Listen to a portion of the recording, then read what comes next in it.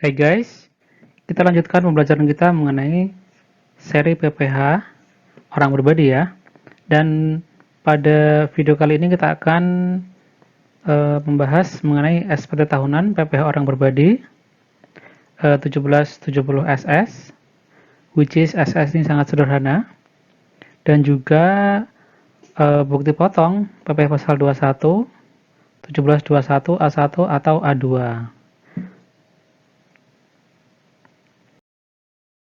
Kita ingat kembali bahwasanya struktur penghasilan itu dibagi menjadi dua. Yang pertama adalah penghasilan yang merupakan objek pajak, dan yang kedua penghasilan yang bukan objek pajak. Untuk penghasilan yang merupakan objek pajak ini ada yang bersifat final ya, dan ada juga yang bersifat tidak final ya.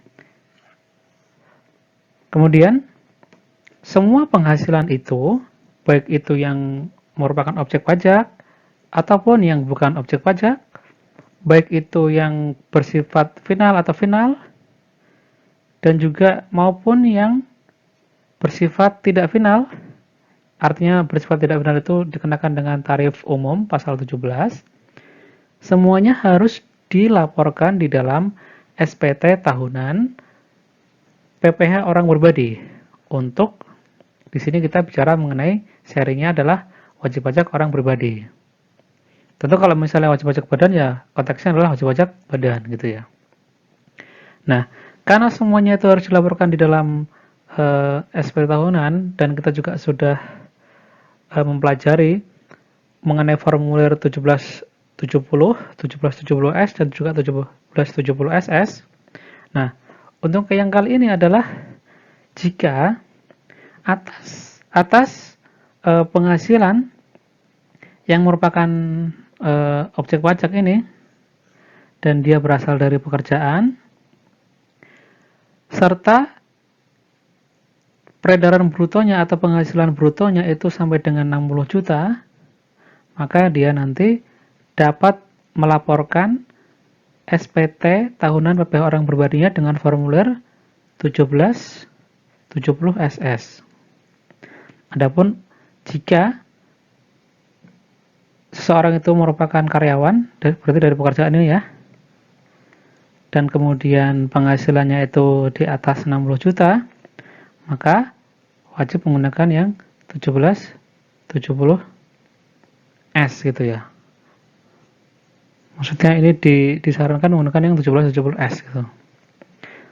Adapun untuk yang wajib pajak yang memiliki usaha dan juga pekerjaan bebas, maka menggunakan formulir 1770. Nah, mengenai yang bukan objek pajak, kemudian yang penghasilan yang bersifat final atau yang final, dan juga penghasilan lainnya, maka ini sifatnya fleksibel ya. Jadi tergantung dari syarat-syarat yang ada di sini dan sini ya, yang ada di syarat tersebut. Jadi mengikuti ya, yang ini mengikuti ke sana ya. Iya, gitu. Kemudian apa syarat penyampaian bagi wajib pajak yang menggunakan formulir 1770 SS? Yaitu sangat sederhana. Yang pertama adalah dia mempunyai penghasilan selain dari usaha atau pekerjaan bebas. Yang artinya dia memiliki penghasilan dari pekerjaan, di mana posisi dia adalah sebagai karyawan. Kemudian yang kedua, dapat bersumber dari satu atau lebih pemberi kerja. Bisa bekerja pada satu pemberi kerja atau lebih dari satu pemberi kerja. Yang artinya bisa bekerja pada satu perusahaan atau 2 perusahaan, 3 perusahaan, dan seterusnya. Kemudian yang syarat yang ketiga adalah jumlah penghasilan brutonya tidak lebih dari 60 juta rupiah dalam setahun. Ingat, di sini adalah bruto dan sini tidak lebih, yang artinya sampai dengan 60 juta rupiah ini. Kalau 60 juta rupiah pas, gitu ya, berarti dia dapat menggunakan formulir 1770 SS. Syarat yang terakhir adalah bahwa jika suami istri itu, maka suami istri tidak memiliki status perbudakan PH atau MT. Mengenai PH atau MT bisa dilihat pada video yang lainnya. PH ini adalah bisa harta. MT ini memilih terpisah. Yang artinya suami punya NPWP,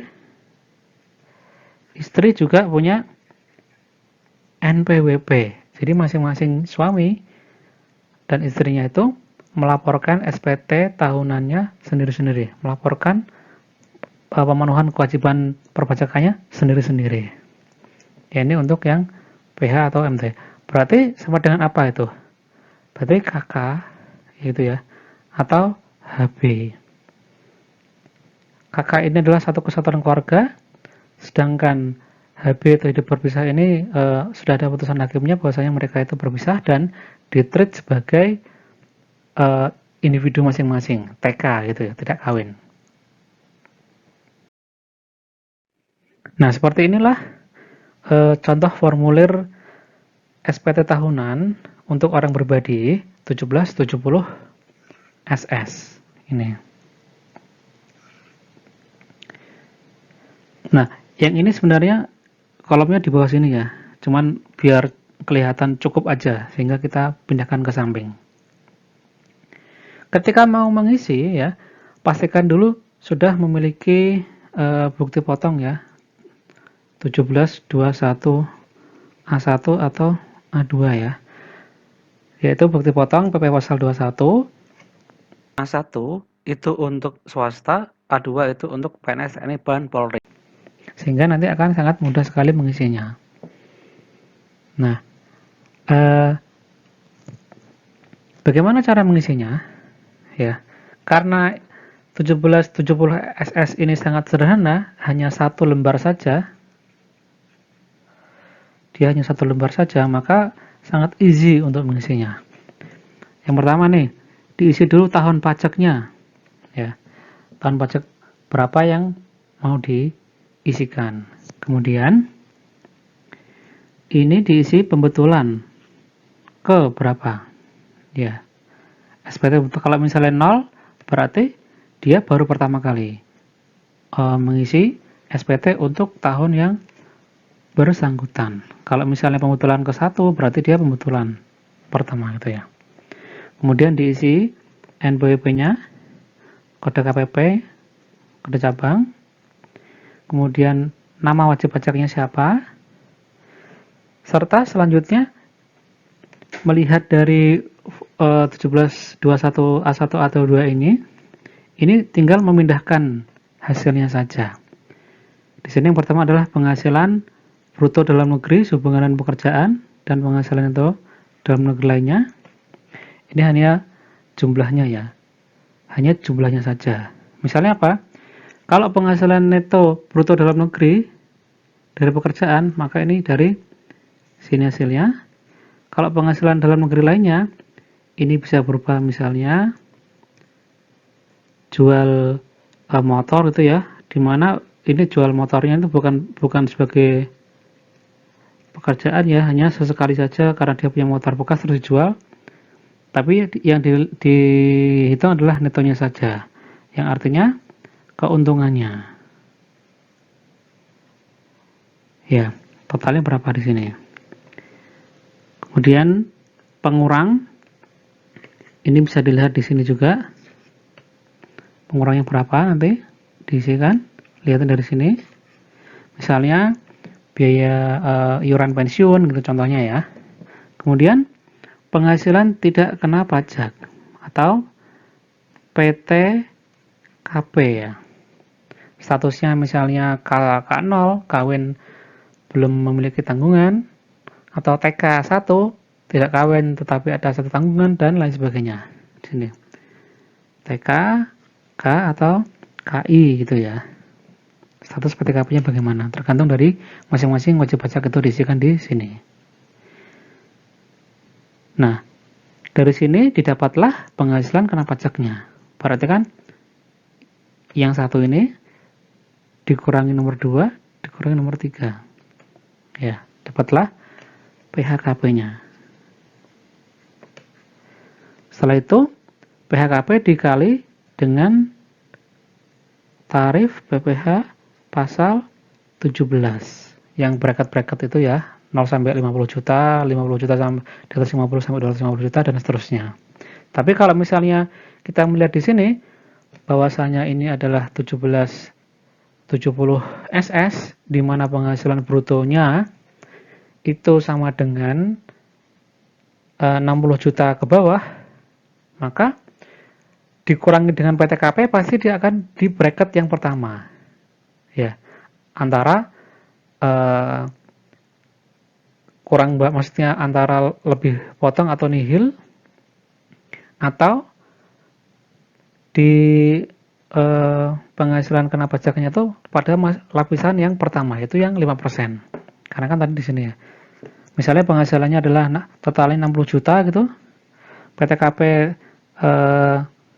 TK0 kan 54 juta nih.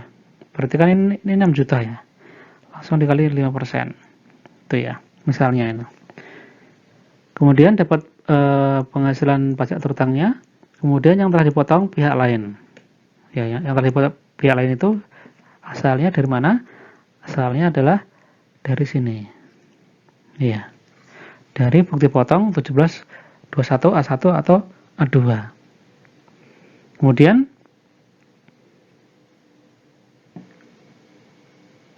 berapakah yang harus dibayar sendiri atau yang telah lebih potong? Dimasukkan di sini, dikurangkan di sini. Nah, easy banget itu. Kalau misalnya dia ada kurang bayar, misalnya kurang bayar ya, maka nanti harus disetorkan ke kas negara menggunakan SSP atau menggunakan e-billing gitu ya. Setelah ada penghasilan yang dilaporkan penghasilan yang dikenakan dengan tarif umum atau pasal 17, selanjutnya dilaporkan pula penghasilan yang dikenakan final dan yang dikecualikan dari objek pajak.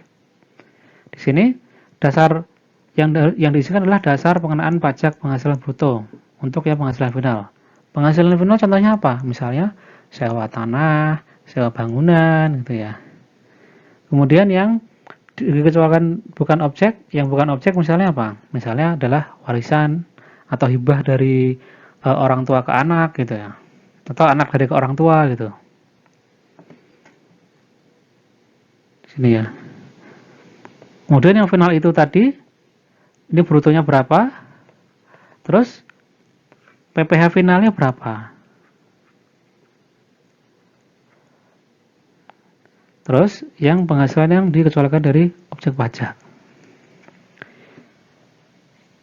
Terus bagian yang C adalah daftar harta dan kewajiban atau hutang. Hutang apa utang ya? Ya, itulah hutang. Misalnya di sini adalah yang harus diisikan adalah jumlah keseluruhan harta yang dimiliki pada akhir tahun pajak. Jumlah seluruhnya, ya rumah, mobil, perhiasan, tanah, dan lain sebagainya kalau punya gitu ya. Jadi yang dimasukkan di dalam SPT tahunan 1770 SS ini adalah di bagian daftar harta dan kewajiban adalah totalnya saja. Totalnya saja, tidak ada rinciannya. Baik itu untuk yang harta ataupun kewajiban atau utang. Per akhir tahun, berarti per 31 Desember tahun pajak yang bersangkutan. Tinggal dimasukkan saja jumlahnya. Selanjutnya diisi tanggalnya ya. Tanggal, bulan, tahun dan tanda tangan. Gitu ya. Jadi Cara mengisinya sangat mudah, namanya juga 1770 SS, sangat sederhana. Jadi kalau misalnya sudah ada bukti potong 1721A1 atau A2, tentu sangat mudah, tinggal memindahkan angkanya saja.